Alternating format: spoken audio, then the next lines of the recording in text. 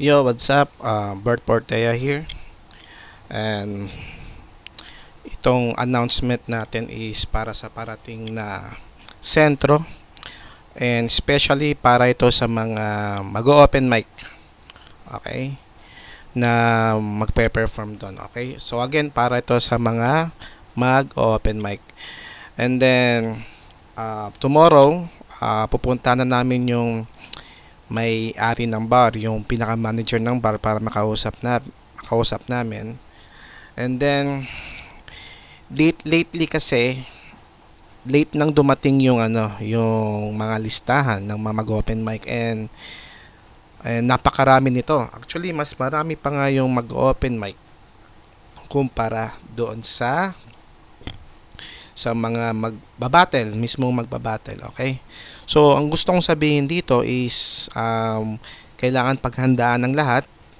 So, kung ako naman ang tatanungin o si Kevin man, dahil si Kevin talaga ang nagmamanage ng open mic, is gusto namin na lahat is makapasok ng libre. And then yung mga guest na lang din yung I mean yung mga bisita na lang din yung magbabayad ng ticket. Okay? Kasi meron din tayong mga guest artist eh. Okay?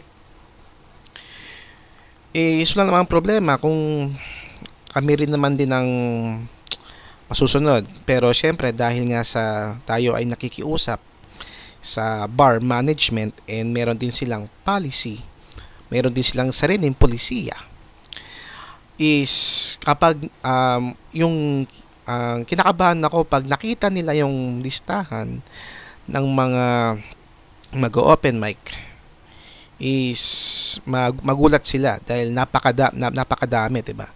And itong event na to is meron tayong patiket na entrance. Okay? So kung hindi sila pumayag na pati yung mga mag-open mic is libre sa entrance fee, is meron tayong backup doon sa mga mag-open mic na mag-ready na sila ng pang-entrance fee nila. Okay, so hindi rin naman natin kontrolado kung ano yung magiging desisyon ng management ng bar, na kahit naman kami ni Kevin na gustuin man namin na may pasok ang lahat, pero kung hindi pwede, 'di ba? So itong nakarang araw lang kasi dumating yung mga listahan ng mga mag-open mic. Okay? And then kay Nick Place, okay, so Boss Nick Place, yung mga nakausap mong mga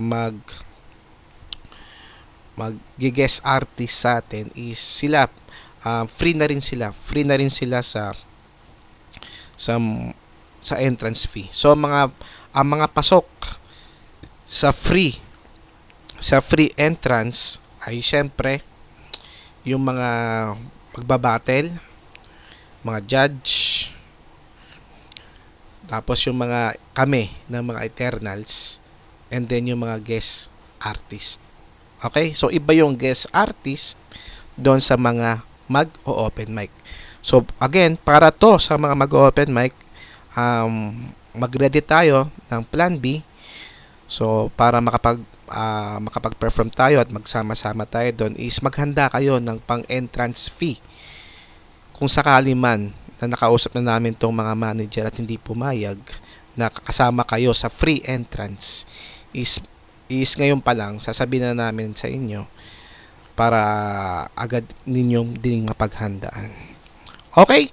So kung meron kayong katanungan, is mag-comment lang kayo sa baba, in atin yang sasagutin. By the way, maraming salamat sa inyong lahat, and see you sa September 17.